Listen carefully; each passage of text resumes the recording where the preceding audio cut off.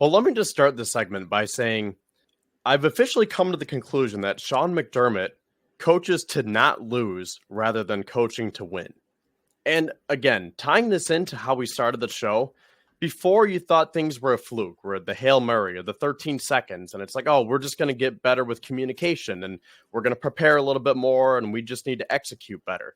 But now it's becoming a trend where, again, the Bills have lost the game of the year every single year for the last 4 years. And then you look at the Denver game with 12 men on the field, now with 20 seconds, kneeling it out. Are you kidding me? You have Josh Allen playing one of the best games that we have seen in recent memory.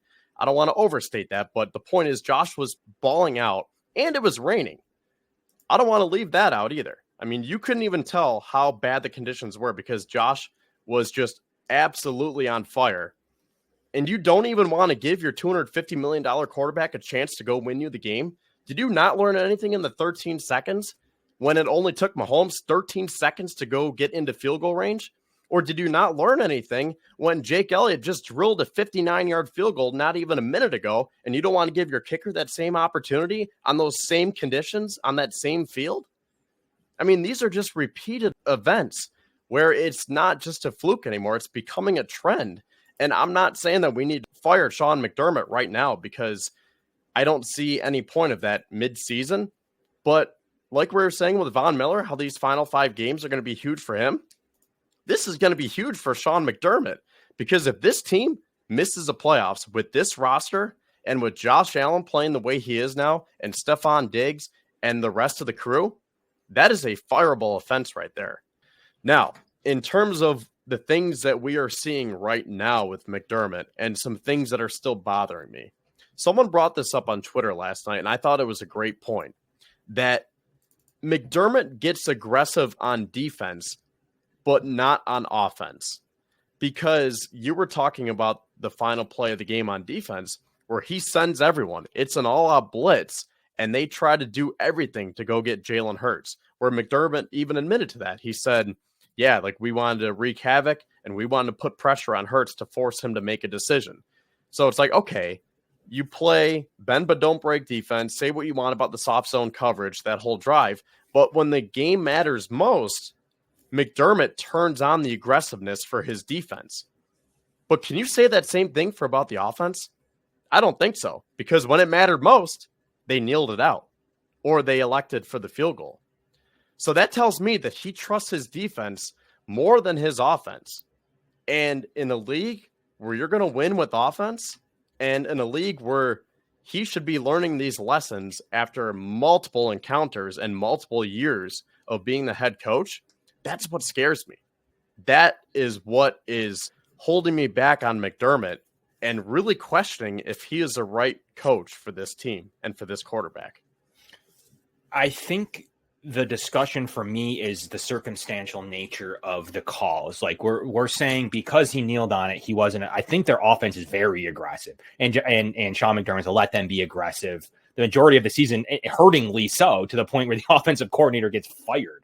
I think they've been very aggressive, and then we're trying to see, should he scale back? We've talked all offseason. Should he scale back? Should he run less? Should he do this?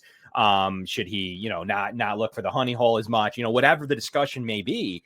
But I think that this game is just the way it played out in terms of, if that's 4th and 7, they're down 3. We don't know what he would have done. Would he would have kicked the field goal just to give it back to Philly to go win on a field goal? Like if it was reversed, I don't think we can make that a discussion where maybe he does put the ball in Josh Allen's hand and say a field goal ties it. They're going to go down and win with the sudden death anyways. Now they only need a field goal. So I don't know that we know for sure. It just happened to be a scenario to where they got the ball with 20 seconds and 1 timeout. And he said he went through it a million times or whatever with permutations. We don't know that he's not being aggressive because he feels like Josh is going to go win it in overtime, which he was this close to doing. So I think that's the difference. Is it's not like he had a whole quarter next in overtime to go. He's wanting Josh to go win it in an optimal situation, not with 20 seconds and some goofball bad penalty, some goofball fumble or something happens. And now Josh actually doesn't get the ability to go play. Because I do still stand on this. He would have taken a ton of heat if something went wrong in that 20 seconds, maybe even so much that would have caused some bad issues. So I will stand on that. Like, I still think that, and even Tony Romo said it, more can go wrong than right. Everything went right for Mahomes in 13 seconds. They had the 3 timeouts, though. Everything can go right for you in those situations, but you need everything to go right. A little minor thing goes wrong, and this is a different discussion we're having about those 20 seconds. And now we're probably using it against them, and I could absolutely see a situation to where we're for sure using that 20 seconds. How could he ever do that? He has Josh Allen in overtime. How could we ever give him those 20 seconds why would we ever want to push it in the rain with one time, whatever? Like, I don't think he could win in that scenario personally outside of it. And if they would have won in that scenario, Josh Allen gets all the credit, like all of it. Like, it would have been like, of course you go for it, because you have like, he would have gotten no credit for putting his foot on the gas pedal in that scenario. And he just said, and it almost worked. They got the ball first. They drove the entire field. They had essentially a wide open player in the end zone to win the game. It was the right call, in my opinion. But going back on it, now you're thinking, like, I didn't really hear a ton about kneeling on it until after the Eagles were like had the ball and driving, and the Bills had kick a field goal. Like, I didn't hear like a ton about the kneeling on it scenario because I think we played the results a little bit with that one.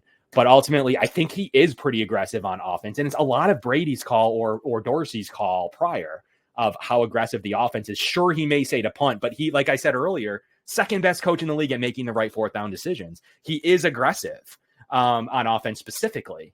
So that's where it just didn't accumulate the way that this specific game ended. Because ultimately, I'll be honest, he played it like the defense played actually the final drive really well. And they put him in a 59-yard field goal in the pouring rain, swirling rain. He thinks he's winning the game in that scenario, and he'd rather kneel on it, recoup, get a full drive of Josh Allen to go win a football game with no time restrictions, no timeout restrictions, no constraints, go win the football game. And I can't blame him for giving Josh an entire field with no limitations to go win a game like he almost did. So I can't fault him too much on that one, Kevin. See, now I think this is a microcosm of who Sean McDermott is as a coach. Because to your point, is the offense aggressive in general? Yes. But are they aggressive when it matters most? And I can't say yes for that. And for the same thing, you could say, does Sean McDermott win games? Yes. But does he win the big games? Does he win in the big moments? And I can't say that either. So I think it's a weird kind of relationship where you're starting to see how it aligns here. And I want to go back to the 20-second kneel out here, because something that we haven't mentioned yet is that they were faced with almost the exact same scenario last year in Detroit on Thanksgiving. The only difference was he had 3 timeouts and 25 seconds to work with, and they were indoors. So they proved that they could do it because they didn't even have to use those timeouts. Allen threw that rope to Diggs, timeout. I believe Josh ran it for 9 yards, and then they got into field goal range, took another timeout. It was either a timeout or he ran out of bounds, and then Bass made a long field goal. So Sean McDermott proved that he can have that it factor.